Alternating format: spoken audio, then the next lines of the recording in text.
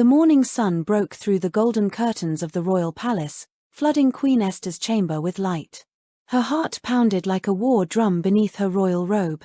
For 3 days and nights, she had neither eaten nor drunk, neither had her maidens.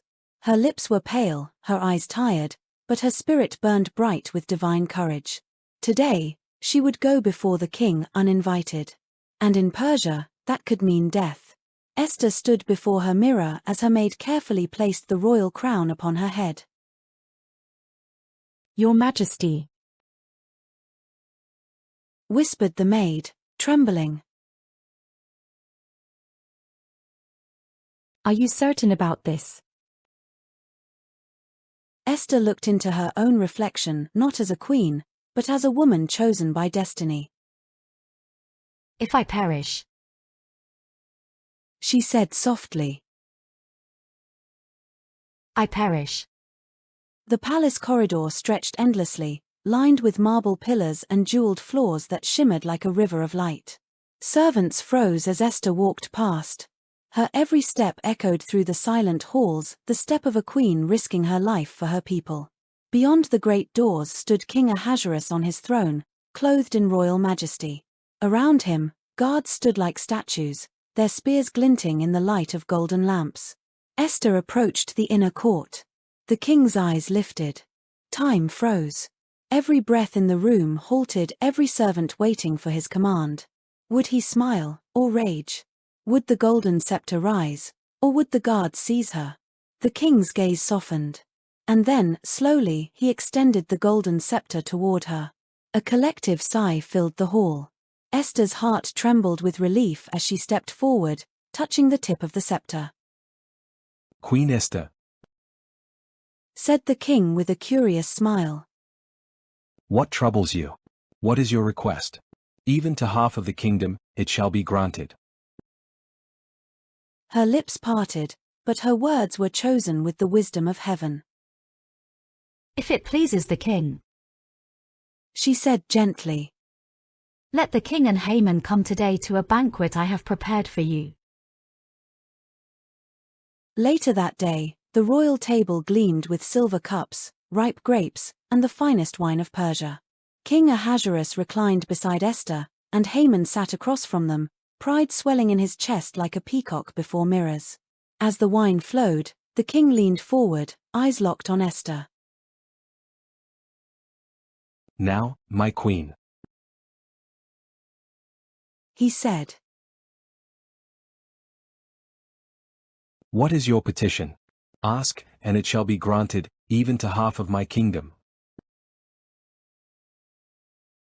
Esther's voice was calm, sweet, and mysterious. "My request is that the king and Haman come tomorrow again to the banquet I shall prepare.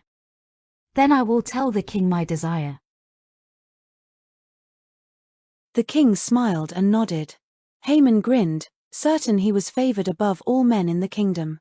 Haman left the palace that day with his head high, his robe flowing like victory itself. He had dined with the king and the queen, just the two of them and him. He could almost feel the throne beneath him. But as he stepped through the royal gates, his joy turned to poison. For there stood Mordecai, the Jew, the man who refused to bow. Haman's face darkened. His fists clenched. He walked past, his heart boiling with fury. "How dare he?" Haman growled, his servants trailing behind.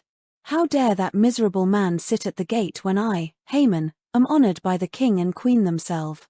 When he got home, he called his wife Zeresh and his friends. The wine hadn't cooled his rage, it had only fueled it. He bragged first, as proud men do. "I am great in the kingdom," he said, pacing the floor.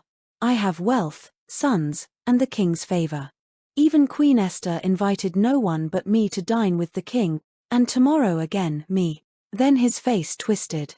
"Yet all this gives me no joy as long as I see that Jew Mordecai sitting at the king's gate." Zeresh, cunning and cold, smiled wickedly. "Then let a gallows be made 75 feet high," she said. "Ask the king in the morning to hang Mordecai upon it. Then go merrily to the banquet." Haman's eyes gleamed with cruel satisfaction. "Yes, yes, that will please me well. And that very night, he ordered the gallows built, tall enough for all of Shushan to see. Moral lessons. 1. True courage is not the absence of fear, but obedience in the face of it. Esther risked her life by approaching the king uninvited, proving that faith often requires stepping into danger for a righteous cause. 2. God's favor goes before the faithful. The king extending the golden scepter was not coincidence but divine orchestration, showing that when you act in faith, heaven moves before you do. 3. Wisdom and patience often achieve what impulsive strength cannot. Esther didn't rush to expose Haman immediately. Her restraint and strategic timing reveal the power of discernment guided by God. 4. Pride blinds, humility sees. While Esther's humility positioned her for favor, Haman's arrogance led him toward destruction. Pride always writes the script of its own downfall. Subscribe to my YouTube channel and click on the notification bell to know when a new video is posted. Also, watch, comment, like and share. Remain blessed.